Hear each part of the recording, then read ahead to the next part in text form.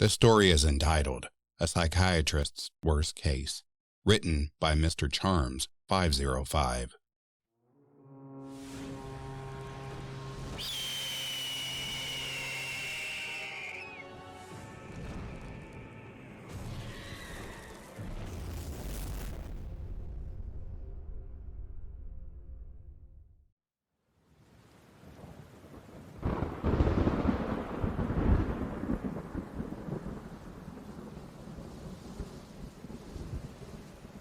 I got a call from the police saying my secretary had called them. Apparently, one of my clients, William Sherwood, had arrived at my office when I was on lunch break, demanding to see me. When Diana told him I was out at lunch and couldn't see him for a few days, he'd taken out a knife, demanded that she open my office, and then locked and barricaded her and him in there. Obviously, I cut my lunch short and came back to my office. I was escorted by police to my office door, where a lieutenant asked me some questions about William. I told him that he had depression to the point where he was hearing voices. I then assured him that William knew the voices weren't real, and that this episode might be a reaction to his medicines I had prescribed. I was given code words to use if things got violent, and was allowed into my office. William was sitting on my desk, Diana a few feet away from him.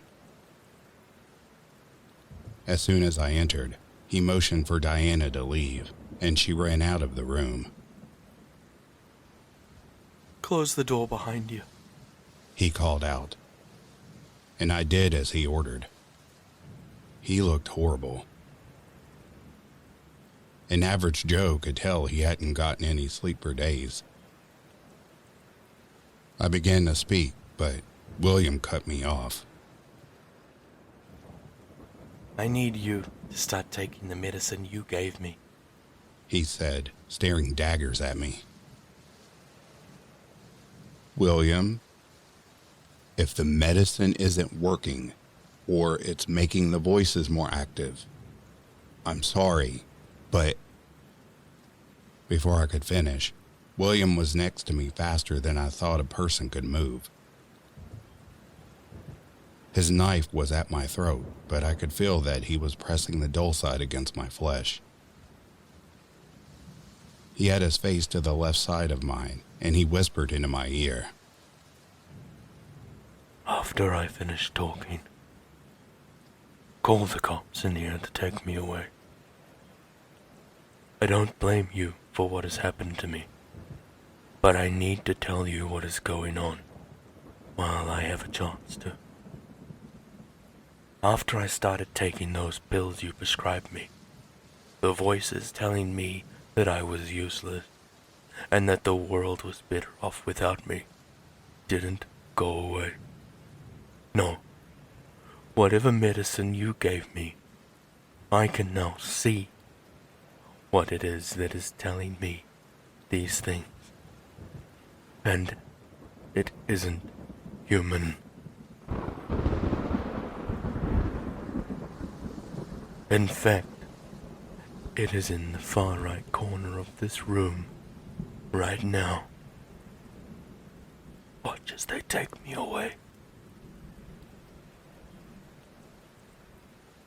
He went silent after that.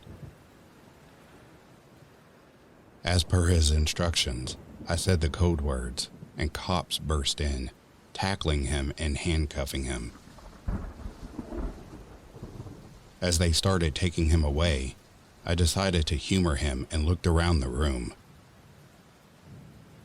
In the chaos of his arrest, I didn't see anything at first. But as they took him away, I noticed large, clawed footprints in the carpet, following him out the door.